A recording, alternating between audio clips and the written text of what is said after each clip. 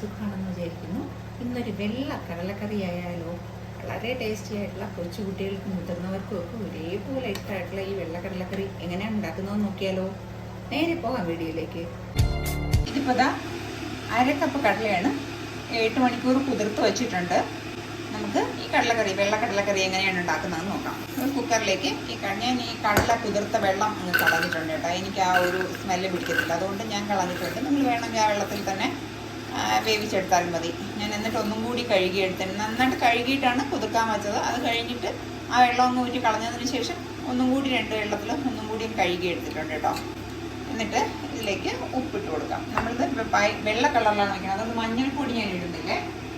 കുക്കറിൽ വേവിക്കുന്നതുകൊണ്ട് ഉപ്പിട്ടങ്ങ് വേവിക്കാം. എന്നിട്ട് ഇത് നിവർന്ന് നിൽക്കുന്ന രീതിയിൽ വെള്ളം ഒഴിച്ചു കൊടുക്കാം. വെള്ളം ഒഴിച്ചു കൊടുത്തിട്ട് നിങ്ങളുടെ കടലയ്ക്ക് എത്ര വിസിൽ വന്നാൽ കടല വേഗമെന്ന് വെച്ചാൽ അതനുസരിച്ചിട്ട്. എൻ്റെ കടലയ്ക്ക് ഒരു 4 വിസിലൊക്കെ മതി. അപ്പോൾ ഈ കടല നന്നായിട്ട് വേഗം. ഒരു ഇത് നിവർന്ന് നിൽക്കുന്ന രീതിയിൽ വെള്ളം ഒഴിച്ചു കൊടുക്കാം ആദ്യം. എപ്പോഴും ചൂടുവെള്ളം ഒഴിക്കുന്നതുകൊണ്ടാണ് ചൂടുവെള്ളം. നിങ്ങൾ ചൂടുവെള്ളം തന്നെ ഒഴിക്കണമെന്നൊന്നുമില്ല കേട്ടോ. തണുത്ത വെള്ളം ഒഴിച്ചാലും മതി. ഇത്ര വെള്ളം മതി. ഇങ്ങനെ വേവിച്ചെടുക്കാം.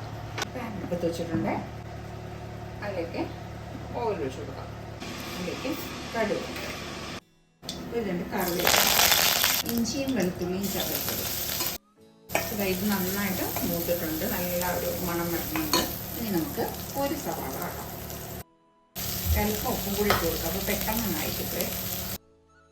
അതവിടെ ഇരുന്ന് ആവുന്ന സമയത്തിന് ഞാൻ കുറച്ച് കടല തൊലിച്ച് വെച്ചിട്ടുണ്ട് കേട്ടോ. വെള്ളക്കറിയായിട്ടല്ലേ വയ്ക്കുന്നത്, അതുകൊണ്ടാണ് തൊലിച്ച് വെച്ചത്. അതും ഒരു 3-4-5 കാഷ്യൂനുണ്ട്. ഇതൊന്ന് അരച്ചെടുത്തിട്ട് വരാം.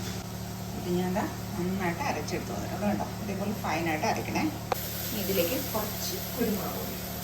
മുളക് പൊടി ഇടുന്നില്ല, എരിവിന് കുരുമുളക് പൊടിയും പച്ചമുളകുമാണ് ഇടുന്നത്. ഒരു 1/2 ടീസ്പൂണേ, 1/4 ടീസ്പൂൺ പെരിഞ്ചീരകം പൊടിച്ചത്. എന്നിട്ട് ഈ വേവിച്ച് വെച്ചേക്കുന്ന കടല നമുക്ക് ഇതിലേക്ക് ഇട്ട് കൊടുക്കാം. ഇനി നമുക്ക് ഇതിലേക്ക് ആവശ്യത്തിനുള്ള വെള്ളം ഒഴിച്ചു കൊടുക്കാം.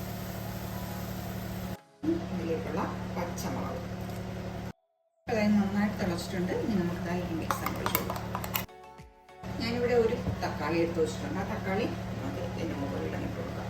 തക്കാളിന് വെന്തുടയൊന്നും വേണ്ട കേട്ടോ. തക്കാളിയുടെ ഒരു എസൻസ് അതിലൊന്നും ഇറങ്ങണം, അത്ര മാത്രമേ വേണ്ടൂ. ഇത് നന്നായിട്ട് തിളച്ചിട്ടുണ്ട്. ഇനി ഇതിലേക്ക് അവസാനമായിട്ട് ഒരു 2 കറിവേപ്പിലയും കുറച്ച് മല്ലിയിലയും. ഇത് പുട്ടിൻ്റെ കൂടെയാണ് സെർവ് ചെയ്യുന്നത് കേട്ടോ.